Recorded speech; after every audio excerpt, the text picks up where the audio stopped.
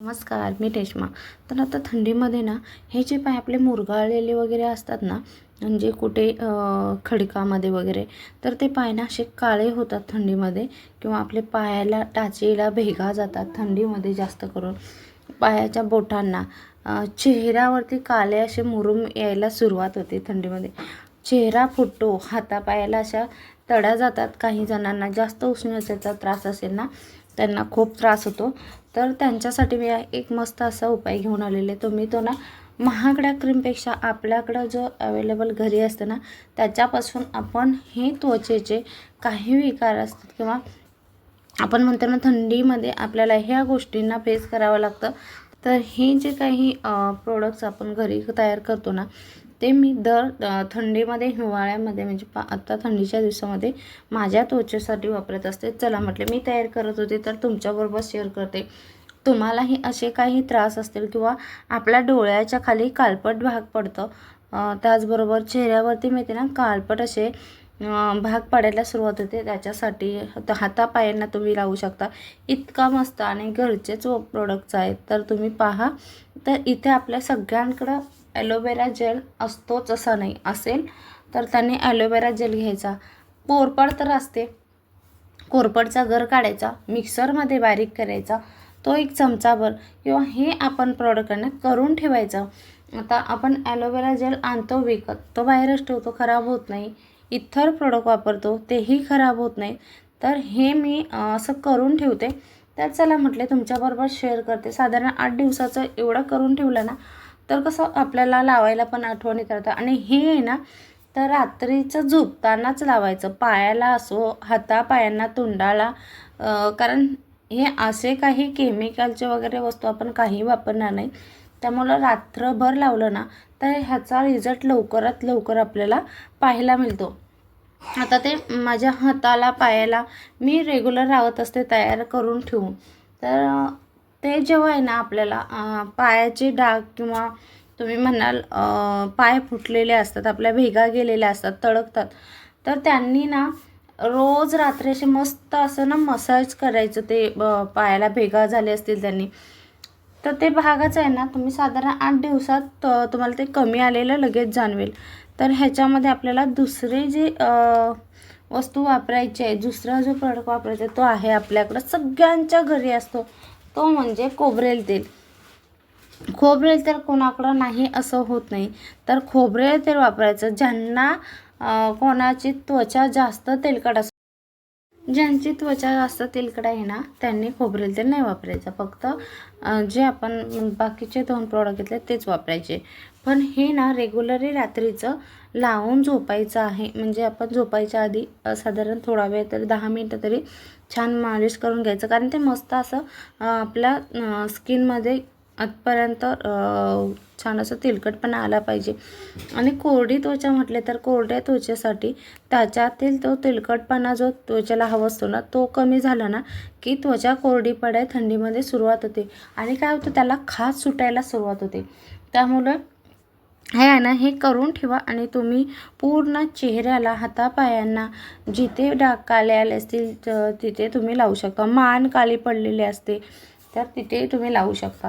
ह्याच्यामध्ये तिसरं म्हणजे आपण घेतलं आहे वेस्लिंग. वेस्लिंग थंडीमध्ये सगळ्यांकडे असते, तर वेस्लिंग असं हे 3 आपण जे यूज करायचे आहेत ते एकत्र करायचे. जे आपण रेग्युलरली वेगवेगळं वेस्लिंग वगैरे वापरतो, तर ते एकत्र करायचे. म्हणजे काय होतं, ते एकत्र केल्यानंतर एक संघ सगळ्या त्वचेला व्यवस्थित लागतं. कुठेही कमी लागत नाही, कुठेही जास्त लागत नाही. मग ती त्वचा आहे ना, त्यामुळे आपली त्वचा ही एकसंघ व्हायला मदत होते. आणि तेलकट म्हणा किंवा मस्त असा त्वचेला मऊसूतपणा येतो. आणि सुंदरता तर खूप सुंदर चेहरा दिसायला सुरुवात होते.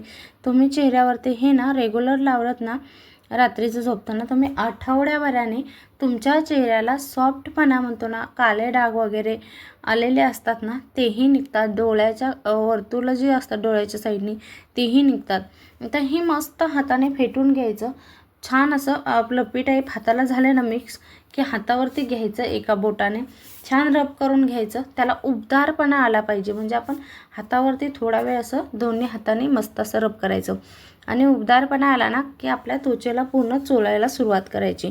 हाताला, पायाला, जिथे कालवटपणा आहे त्याला, चेहऱ्याला, या पद्धतीने पूर्ण त्वचेला लावून घ्यायचा. व्हिडिओ आवडला तर नक्की लाईक करा, शेअर करा. सबस्क्राईब नसेल केलं तर सबस्क्राईब नक्की करा आणि एक लाईक करत जावा. तुम्ही कमेंटमध्ये ना हे केल्यानंतर 8-10 दिवसाने तुम्ही ते नक्की सांगा.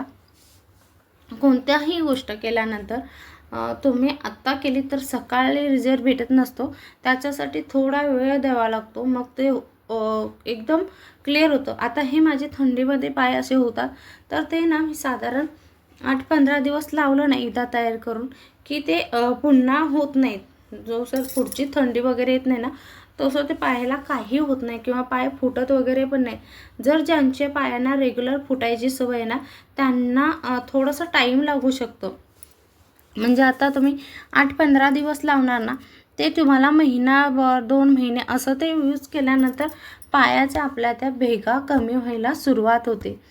तर व्हिडिओ तुम्ही कसा वाटला ते सांगा. हे पायाचे काळे डाग आपल्या कधी पडतात, जेव्हा आपला पाय कुठे जाताना येताना मुरगळलेला असतो, म्हणजे मुरगळतं पाय.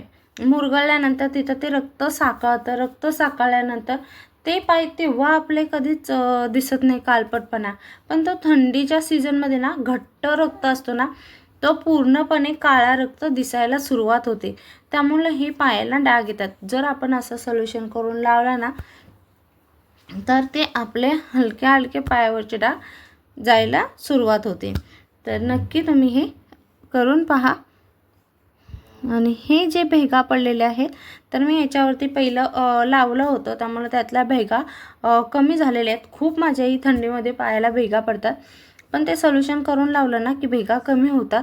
मग त्यासाठी म्हटले आता बनवीत होते तर तुमच्याबरोबर शेअर करते. तुम्हीही तुमच्या पायांना, टाचांना किंवा बोटांना त्या भेगा पडत असले तर तुम्हीही यूज करा. आणि हे आपण एकाच वेळेसाठी बनवलं नाही, तर हे खूप कमी यूज होतं. थोडंसं बोटावरती घेतलं ना, तर ते आपल्याला जसं जिथे लावायचे ते एकाच वेळेला होऊन जातं. त्यामुळे हे जे सोल्युशन आहे ना, 8 दिवस तरी व्यवस्थित एका बरणीमध्ये आपल्याला पुरतं ठेवल्यानंतर. त्यामुळं जितकं तुम्हाला वापरायचं आहे ना, तितकं तुम्ही बनवून ठेवू शकता किंवा रेग्युलर तुम्ही बनवून घेऊ शकता. त्यानंतर व्हिडिओ पूर्ण पाहिल्याबद्दल खूप खूप मनापासून धन्यवाद. आणि हे असं भरून ठेवायचं. चला, बाय बाय.